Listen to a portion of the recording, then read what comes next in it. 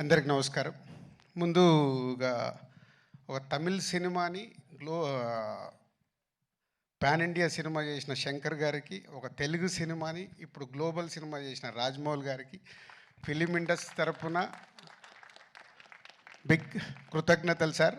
ఎందుకంటే మాకు ఒక పాత్ చూపిస్తున్నారు. శంకర్ గారు మొదలుపెట్టారు, ఇప్పుడు రాజమౌళి గారు కూడా గ్లోబల్ వరకు తీసుకెళ్ళి మాలాంటి ఎంతోమందికి ఇలా సినిమా తీస్తే ఎక్కడి వరకు తీసుకెళ్ళొచ్చని ఒక ధైర్యాన్ని ఇచ్చిన మీ ఇద్దరికి thank you very much. And game changer already మొన్న యుఎస్లో మాట్లాడాను, మళ్ళీ ఫోర్త్కు చాలా దాచుకోవాలి. సో ఈరోజు ఓన్లీ ట్రైలర్. సో శంకర్ గారి విజన్ ఒక్కొక్క స్టెప్గా చూపిస్తూ వెళ్తున్నాం. వారి ఒక్కొక్క పాటలో ఆ గ్రాండియర్ కానీ, వారు చూపించిన మూమెంట్స్ సాంగ్లో చేసినవి కానీ, లిరికల్ వీడియోల ద్వారా కొంచెం కొంచెం సాంగ్లో ఇస్తూ వెళ్ళాం. ఒక టీజర్ ఇచ్చాం, ఈరోజు ఒక ట్రైలర్ వరకు వచ్చాం. సో ఇది ఇంకా నా లెక్కన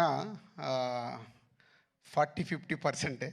సో చాలా దాచిపెట్టి శంకర్ గారు 10th రోజు అందరికీ చూపించబోతున్నారు. ఈ సినిమాలో ఎన్నో మూమెంట్స్ అన్ప్రెడిక్టబుల్గా ఉంటాయి, అది మట్టు ఖచ్చితంగా చెప్పగలుగుతాను. నిన్నే తమన్ బ్యాక్గ్రౌండ్ స్కోర్ చేస్తూ రమ్మంటే ప్రసాద్ ల్యాబ్కి వెళ్తే 2 రీళ్లు చూపించాడు. అది చూసిన తర్వాత ఇంకా గట్టిగా తొడగొట్టాలని ఉంది, కానీ ఓవర్ అవుతుందని ఆగిపోతున్నాను. సో 10th వరకు మీలాగే మేము కూడా ఒక ఎగ్జైట్మెంట్ని ఆపుకుంటూ ఒక గొప్ప సినిమా అంటే ఒక కమర్షియల్గా శంకర్ గారు ఎన్నో సినిమాలు నేను ఎప్పుడు చెప్తుంటాను, ఒక జెంటిల్మెన్ దగ్గర నుంచి భారతీయుడు కానీ, ఒకే ఒకటి కానీ, శివాజీ కానీ, ఆఫ్టర్ లాంగ్ టైం మళ్ళీ శంకర్ గారు ఒక స్ట్రేట్గా తెలుగులో సినిమా చేస్తూ అలాంటి సినిమా మాకు ఇచ్చినందుకు వారికి కృతజ్ఞతలు.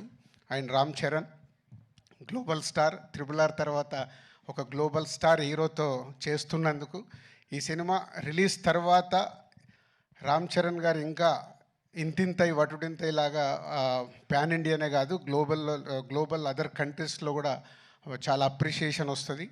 సో మా పెట్టిన డబ్బులు తిరిగి లాభాలతో వస్తుందని వెయిటింగ్లో ఉన్నాం ఈ సంక్రాంతికి. Thank you very much.